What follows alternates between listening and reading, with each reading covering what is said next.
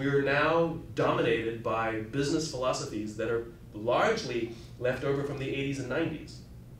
The use of mass layoffs on an annualized basis to balance the books, which is so normal now we don't even think it's a big deal.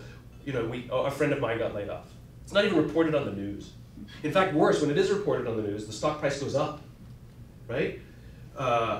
Did you know that mass layoffs did not exist in the United States prior to the 1980s? Did not exist. Didn't exist.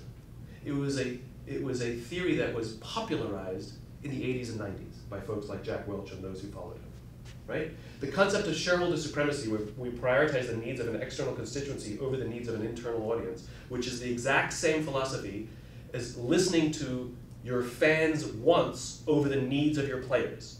That's what shareholder supremacy is, right? That idea of doing something for shareholder value was a theory proposed in the late 1970s, popularized in the 80s and 90s. Those were boom years of relative peace. These are no longer boom years, and it's no longer relative peace. The times are different, and yet the theories have not changed.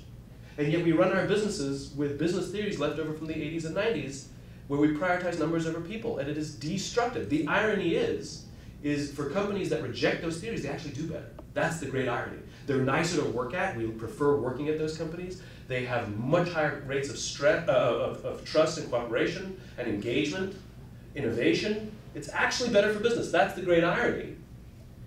And so when you take a young audience, a young employee of a millennial generation who's come up with weird parenting, overprotective parents in a world in which technology has dominated their life with some detriment, yes, huge advantages, and the balanced detriment, and then you plunk them into a corporate environment that does not care about them as human beings and sees them only as line items on a spreadsheet. And if you miss your numbers, arbitrary numbers that year, we just slash a round of less. Nobody feels safe.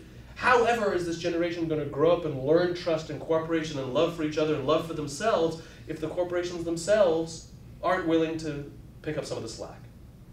And I hear this all the time from corporate leaders who say, it's not my responsibility.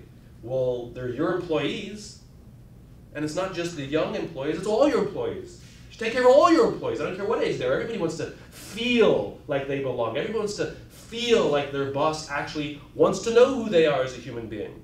Everybody wants to feel that if they have a bad day, instead of getting in trouble, if you miss your numbers, instead of somebody walking into your office and saying, you've missed your numbers for the third quarter in a row, if you don't hit them for the fourth quarter, I can't guarantee you're going to have a job. Instead, walk into your office and say, you've missed your numbers for the third quarter in a row, are you okay? I'm worried about you. Like, that's where we all want to work. God bless millennials that they're the ones actually speaking up. The rest of us just suffer in silence. So that's what I was trying to say in that millennial answer, which is, let us have a little empathy and understand both, yes, there is personal responsibility that they have, of course, but let us understand our role as well.